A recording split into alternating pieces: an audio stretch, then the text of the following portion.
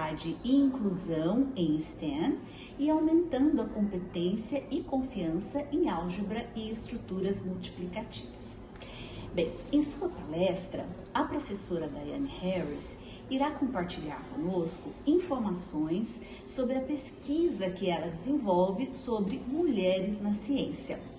Ela apresentará uma visão geral dos problemas enfrentados pelas mulheres na ciência e as maneiras pelas quais o chamado à ação das Nações Unidas pode apoiar as mulheres em todos os lugares. Serão expostos por ela 3 projetos: pesquisando futuros na engenharia, avanços de gênero por meio de instituições transformadoras na Índia e mulheres na ciência, parceria Reino Unido-Brasil, parcerias para igualdade de gênero. Eu desejo que todos tenham um ótimo proveito da palestra e caso vocês tenham dúvidas, questões que desejam que seja respondida pela professora Diane, vocês poderão deixá-las no chat, que elas serão recolhidas e enviadas diretamente à professora. Então, tenham todos uma ótima palestra. Good afternoon, everyone. My name is Diane Harris, and I'm a Senior Research Fellow at the University of Manchester in the United Kingdom. I am delighted to have been invited to share my research in Women in Science with you, and I hope that you'll find it both interesting and helpful.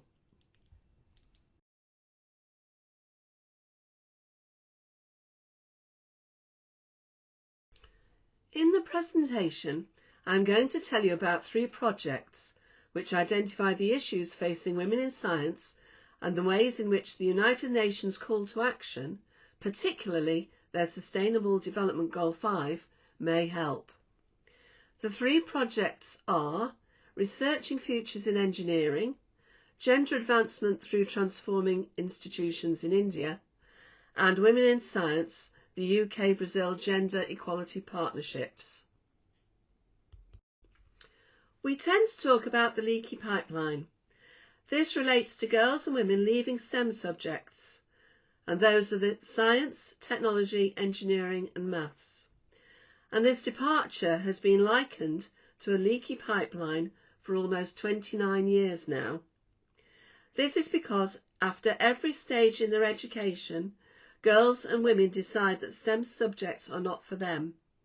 So, for example, at the age of 18, young women may decide that careers in engineering or technology are for boys.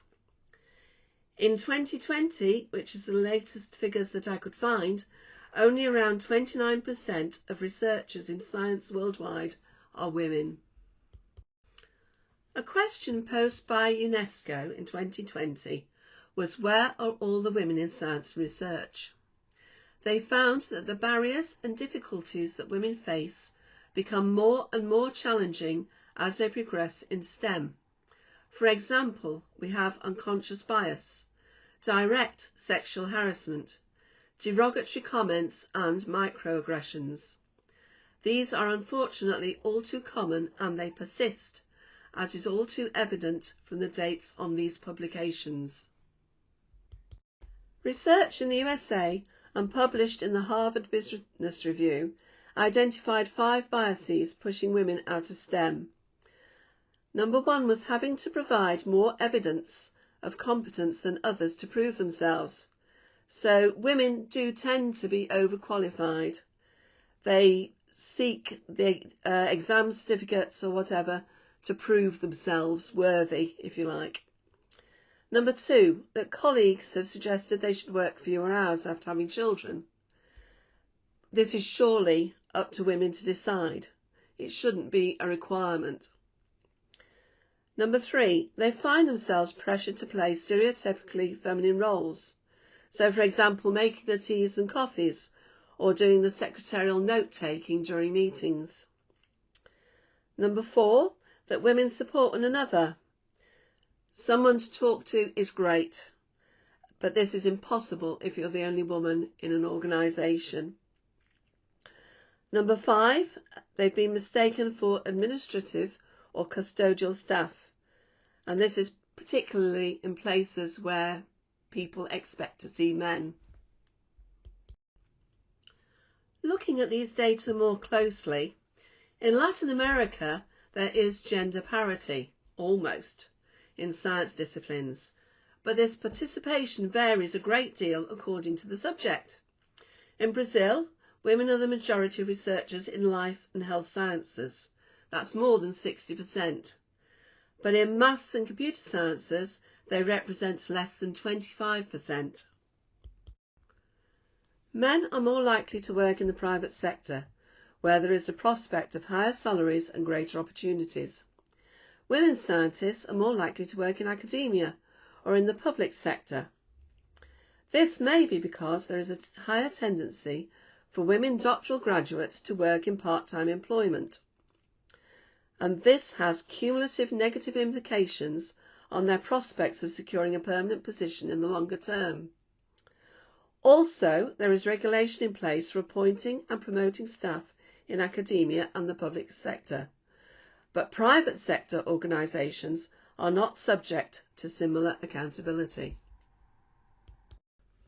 A further issue for women in science is that they are less likely than their male counterparts to receive authorship credit or to be named on patents related to their work. The data suggests that this includes fields such as healthcare, where women dominate.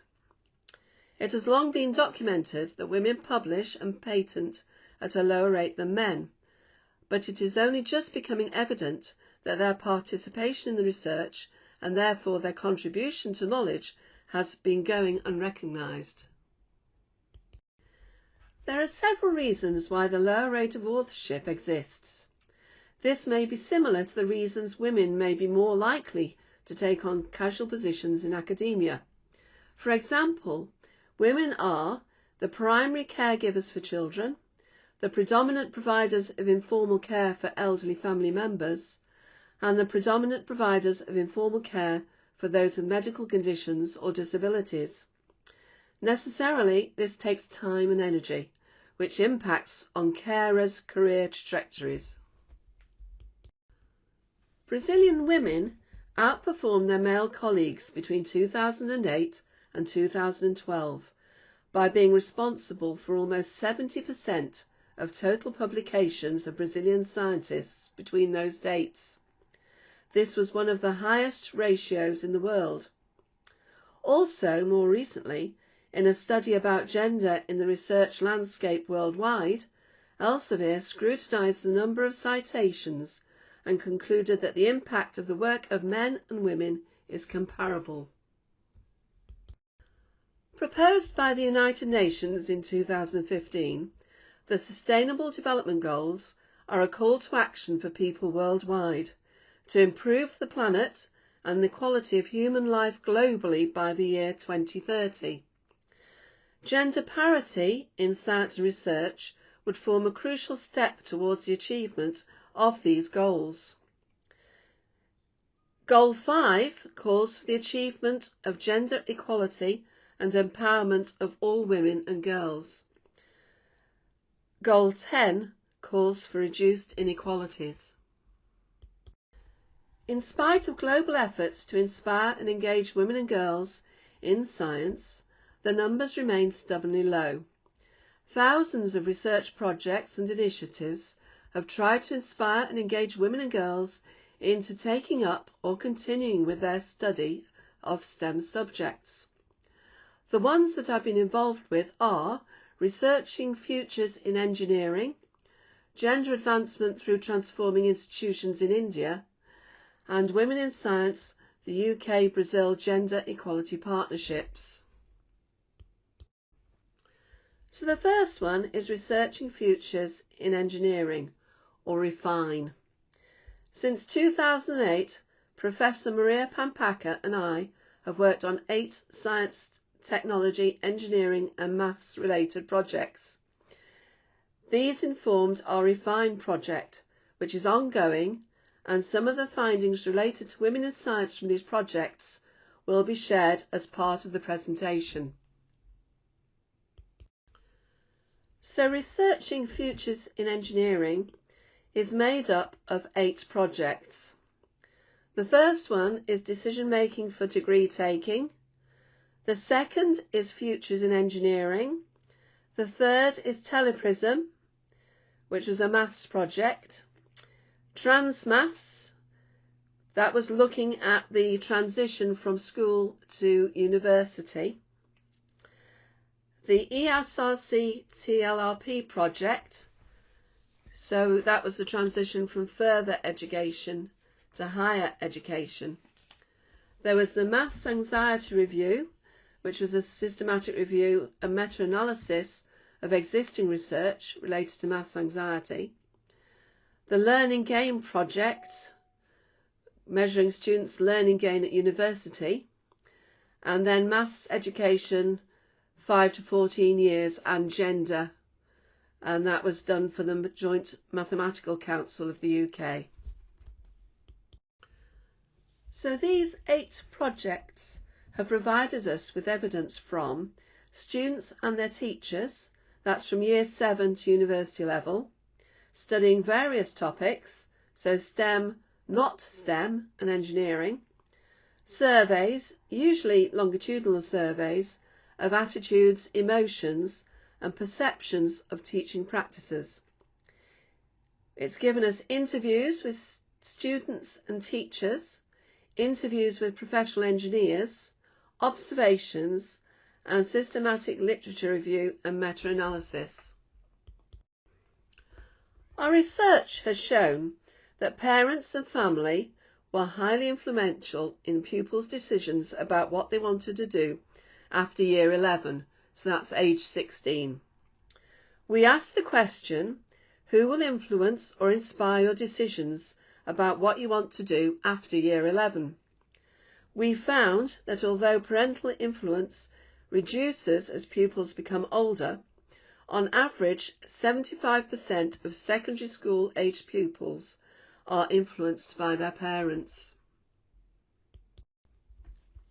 Parents remain influential, although not always in a positive way.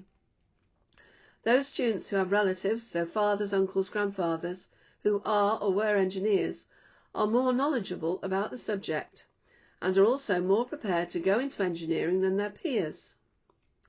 Anxiety over A-level maths and/or maths they may need in the future to pursue a career in engineering are a cause for concern for some students and may therefore negatively influence their aspirations to study engineering or other types of science, in fact. Now, a first-year female engineering student, so she's between 18 and 19 years old, said, "We were encouraged to go into engineering, but everyone was like, 'What's engineering?' It's encouraged already, but there's too little information. I was at a girls' school where it was fine doing physics, but when I talked to anyone else, they were like, 'What? Physics? That's unexpected.' I really didn't like that. I think it should be just more of a, fine, let people do what they want, rather than, oh, you're actually doing engineering." The aim of the Transmaths project was to follow students' experiences of and engagement with mathematics, and to investigate how these shape their developing dispositions towards mathematics during their transition from school to university and whilst at university. In a survey of first-year students and their decision to study engineering, we found that students selected very significant or somewhat significant in connection with being good at a subject or if the subject was a career aspiration. They selected very significant in relation to career aspiration, but also enjoyment and/or interest in the subject. How did you get into engineering? We asked the students this question. A female civil engineering student said, "It was maths made it real, intelligible, and you could see it in a way that you don't normally. On the project I went into work as a work experience week. I was on site all week and it was what I it combined everything I love doing. I love organisation, I love maths, I love that sort of big project sort of level thing, and it combined all of those, and that's what made me think, wow, this is what I want to do. A male electrical and electronic engineering student said, my dad got me into it, so from when I was young, he would always be doing a lot of home-based electronics. He enjoyed it, so I sort of saw him do it, saw the things that he did, and the things that... There was a lot of reading as well. I get inspired a lot from books and stuff and films. Yeah, Iron Man. So there's a lot of culture. So next, thinking about gender and stereotype threat. All aspects of our lives may be limited by the influence of gender stereotyping. So how does this happen? Women are just as good as men at performing well in maths, and girls are just as good as boys, but they can be adversely affected by the negative gender stereotype.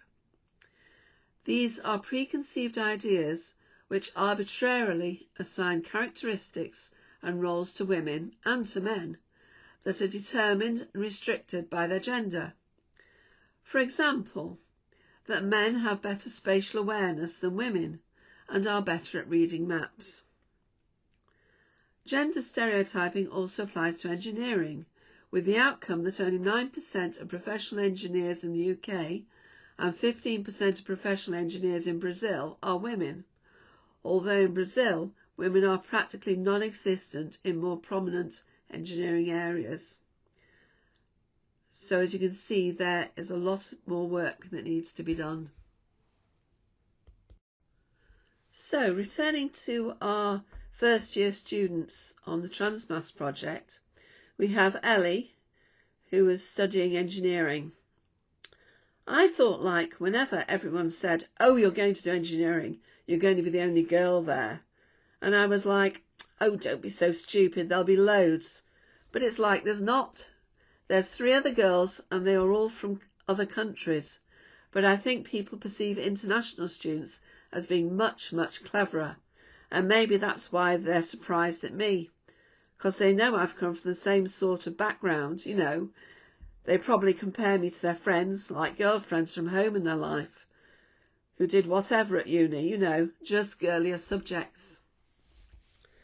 And George, who also studies engineering at a different university, I didn't think it would be a very female and attractive course for females just from experience. I didn't think there'd be many girls in my class. I just think it's a male-dominated area, I would say. I don't think it's difficult. I just don't think it's very attractive to them. Earlier this year in the UK, there was quite some anger from leading scientists over some comments that Catherine Birbalsingh made. She is the UK's government's chair of Social Mobility Commission, and she's also a headmistress. She stated that girls do not choose physics A-level because they dislike hard maths, and that fewer girls choose physics because physics isn't something that girls tend to fancy. They don't want to do it, they don't like it, she said. When asked why so few girls progress to physics A-level, despite outperforming boys at GCSE, she said, I just think they don't like it. There's a lot of hard maths in there that I think they would rather not do. The research generally just says that it's a natural thing. I don't think there's anything external. Now, from my own point of view, I really have no suggestions to make as to why she should have made such an unfortunate and unfounded comment. So next, thinking about unconscious bias. It's a host of brain functions, emotional responses and cognitive processes that happen outside our conscious awareness, but it has a decisive effect on how we behave. So it's the shortcuts that your brain uses to assess a situation. Oh, I've come across someone like that before, so this is what this individual will be like. So using preconceived cognitive responses can get us into a lot of trouble. And next we have bullying. Here's a word cloud, a visualization of the most common words associated with bullying. As you can see, bullying does not have to be overt and aggressive. People can also experience bullying in more subtle ways, through microaggressions, for example, which are exclusionary behaviours. The sort of examples of those are when you're asked, "Where are you really from?" "You speak really good English," and "I've got a cousin like you." So they are those very slight put-downs that people can say to you.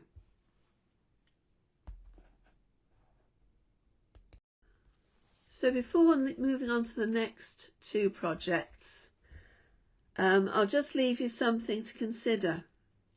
This is Ellie again, who studied engineering. And I was very surprised when I interviewed her. And she said this to me, because I just asked her, "How's it been?" And she said, "Oh, it's been awful. It's been really awful. I've hated it. It's been really, really horrendous." And I didn't think. Like, I started doing engineering and I just thought I would love it because I'm such a lad girl, not a girly girl, and none of my friends are girly. But I just get talked down to. Respect.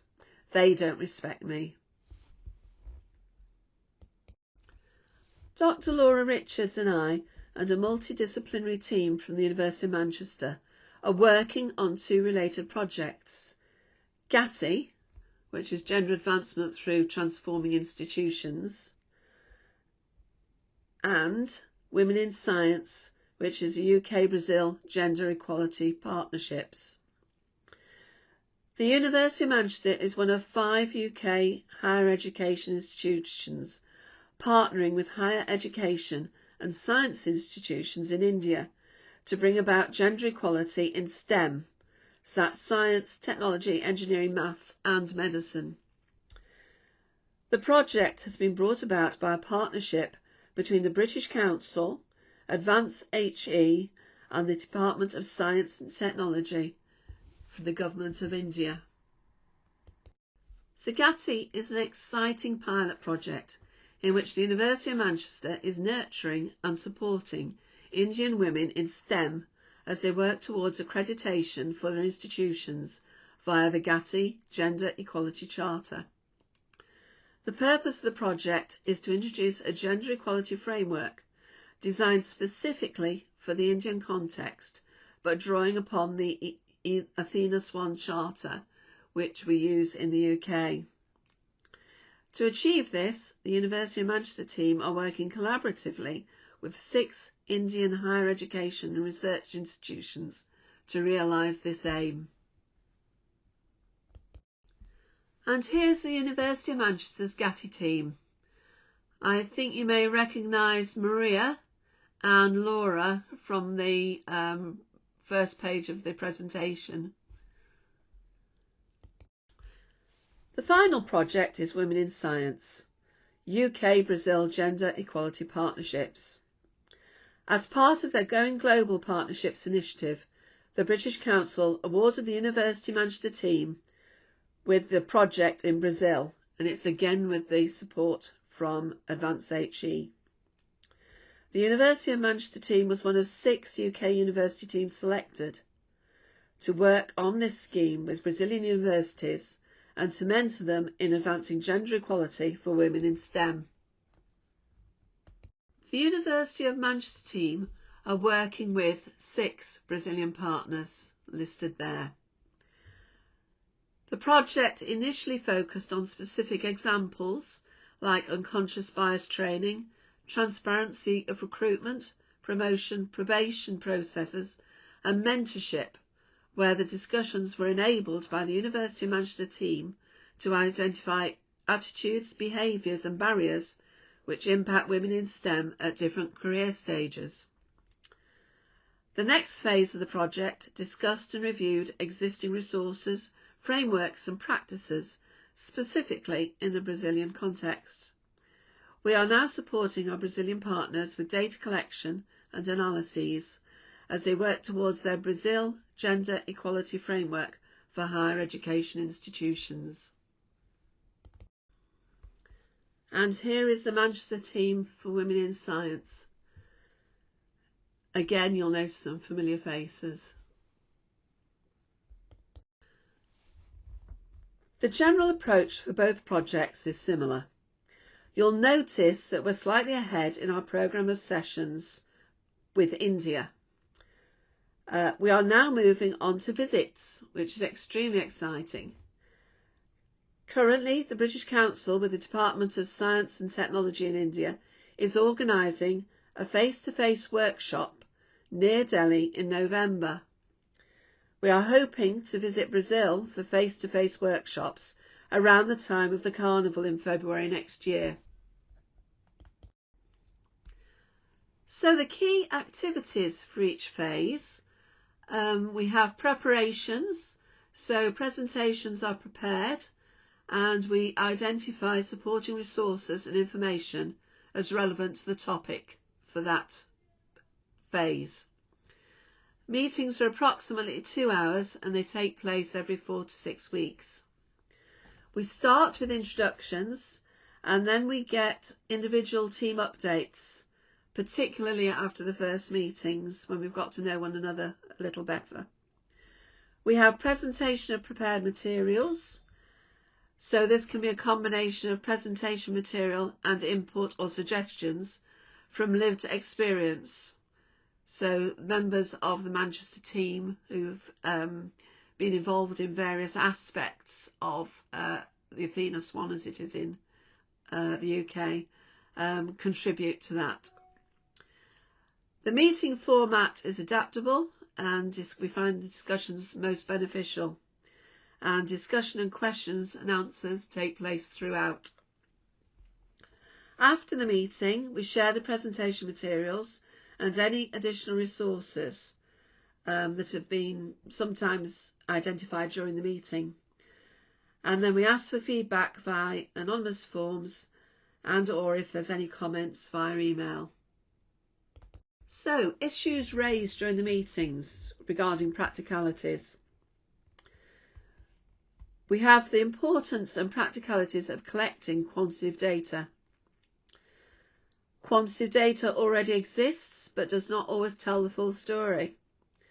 Benchmarking data. Why is it important and where can we find it?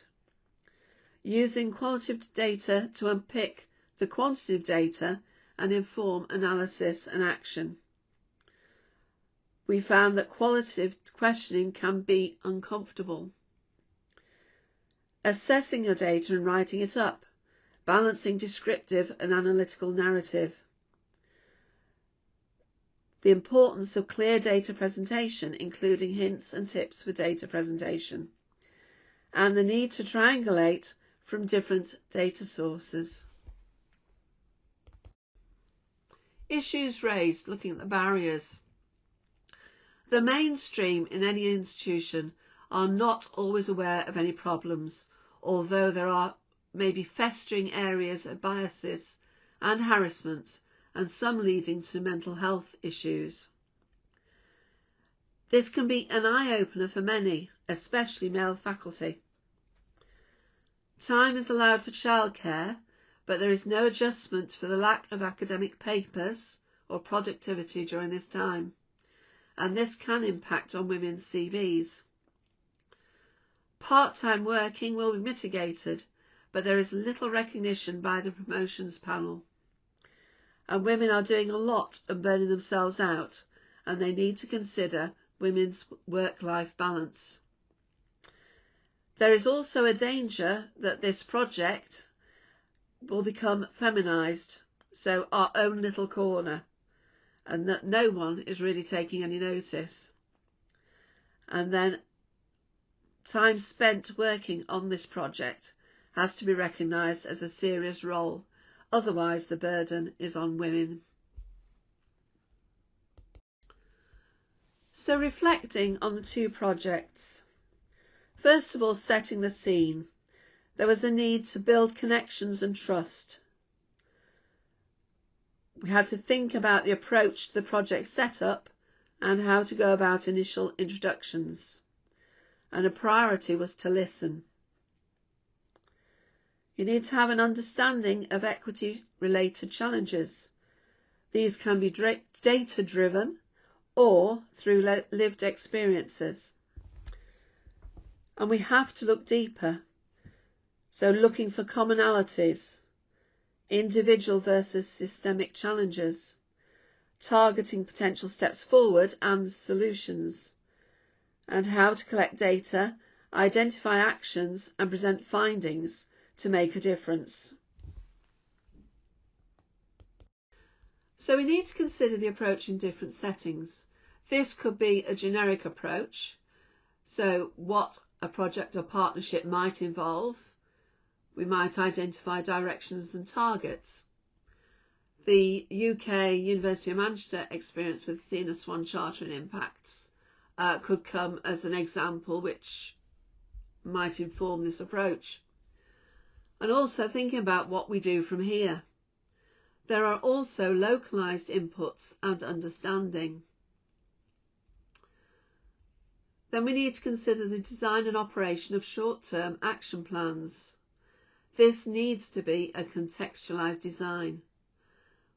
There is great variability in departments, institutions, workplaces, and also in the wider culture, and these need to be considered.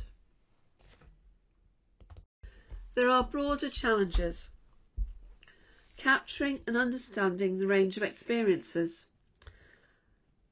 Localised in-depth cultural understanding is required, and this can be at multiple levels. There are wider incentives. In India, there was already the GATI high-level framework, which was part of a governmental incentive, and that created a wider incentive from the outset.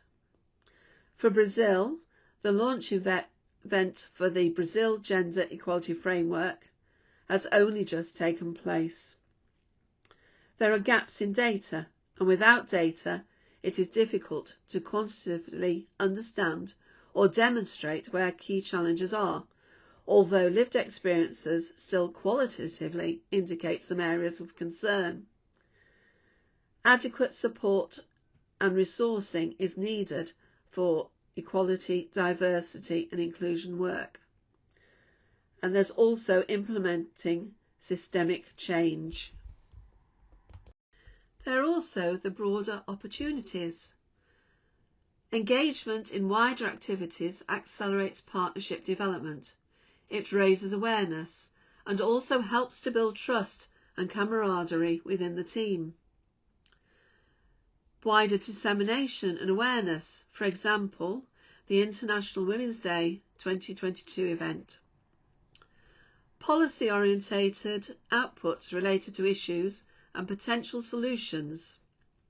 Increased networks. Reflecting and improving on our own approaches. And then the shared journeys towards wider targets of gender equity. For the two projects, approaches need to be localised, although commonalities exist in experiences, barriers and possible steps forward towards improvement. Diversity in teams and experiences brings together different and well-rounded perspectives. Strong potential exists in bringing together international partnerships to work towards gender equity improvements, both short and long term. Thinking now about outputs. For International Women's Day in March this year, we held the Crossing Continents, Diverse Challenges and Common Threads for Women in Academia Across the Globe event. This was online and involved some of our colleagues from Brazil, India and the UK to discuss various issues, including the impact of COVID on their teaching. We have also had an article published in the Academic Woman. entitled Connecting Over Gender Equity Initiatives. This was co-authored by colleagues from Brazil, India and the UK. So for the conclusions. In all the projects, the aim is to support girls and women in their engagement with STEM. For girls and young women, our aim was to capture their voices so that we can form policy and practice, thereby improving the current situation.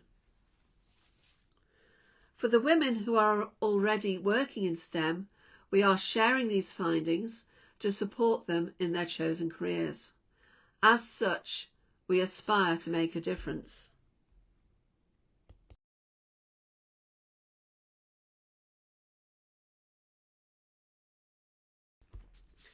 Here are my contact details at the University of Manchester. It has been a delight to be invited to share my research with you. If you would like to get in touch about anything I've discussed, then please do not hesitate to contact me. I very much hope that you all enjoy the remainder of the conference. Thank you and bye-bye.